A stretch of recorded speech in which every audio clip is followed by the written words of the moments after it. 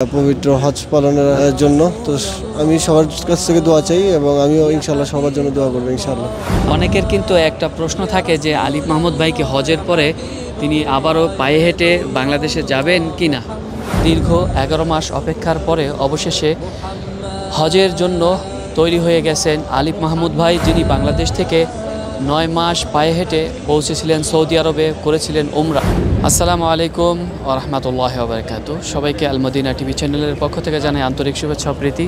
বন্ধুরা, দীর্ঘ 11 মাস অপেক্ষার পরে অবশেষে হজের জন্য তৈরি হয়ে গেছেন আলিফ মাহমুদ ভাই, যিনি বাংলাদেশ থেকে 9 মাস পায়ে হেঁটে পৌঁছেছিলেন সৌদি আরবে, করেছিলেন উমরা। এখন কিন্তু তিনি সরাসরি হজের জন্য প্রস্তুতি নিয়েছেন এবং আজকে তার মদিনাতে শেষ দিন এবং কিছুক্ষণ পরেই তিনি মদিনা থেকে রওনা দিবেন পবিত্র হজের উদ্দেশ্যে মক্কার দিকে। তো আমরা তার কাছ থেকে জানবো যে তার অনুভূতিটা কেমন, যে তিনি বড় হজের জন্য প্রস্তুতি নিয়েছেন এবং মক্কার উদ্দেশ্যে রওনা দিচ্ছেন। আসসালামু আলাইকুম ভাই। ওয়ালাইকুম আসসালাম, কেমন আছেন? আলহামদুলিল্লাহ, আপনি কেমন আছেন? আলহামদুলিল্লাহ ভালো আছি। আপনি দীর্ঘদিন মদিনা কাটিয়েছিলেন, এখন চলে যাচ্ছেন মক্কার দিকে, আপনার কাছে কেমন লাগছে? অবশ্যই আলহামদুলিল্লাহ অনেক ভালো লাগতেছে, কারণ আমার দীর্ঘদিনের স্বপ্ন। প্রায় আজকে 12 মাস চলতেছে আমি সৌদি আরবে। তো এই সময় প্রায় পুরো 1 বছর এই দিনটার জন্যই বলতে গেলে অপেক্ষা, যে আল্লাহর সন্তুষ্টির জন্য হজ করব। তো আলহামদুলিল্লাহ আজকে রওনা দিতেছি মদিনা থেকে মক্কাতে পবিত্র হজ পালনের জন্য। তো আমি সবার কাছ থেকে দোয়া চাই এবং আমিও ইনশাল্লাহ সবার জন্য দোয়া করবো ইনশাল্লাহ। আমরা দোয়া করি আল্লাহ যেন আপনার হজকে সহজ করে দেয় এবং কবুল করে নেয়।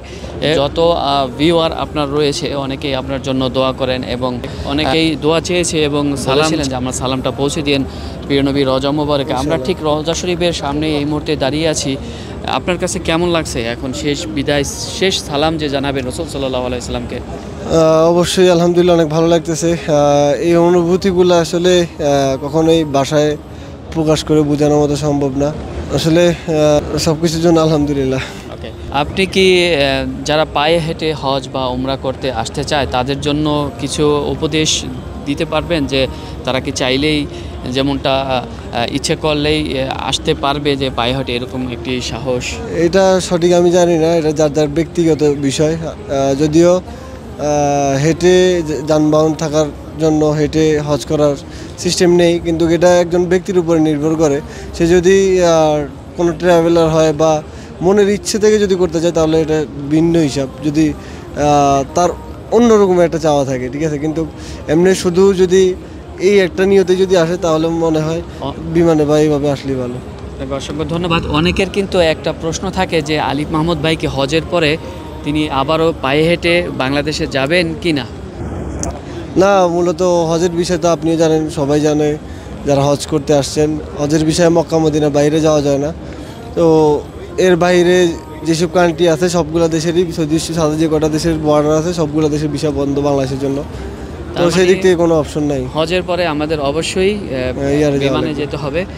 এবং তো আলিফ মাহমুদ ভাই, আপনাকে আমরা আবারও মদিনার মাটিতে দেখতে চাই।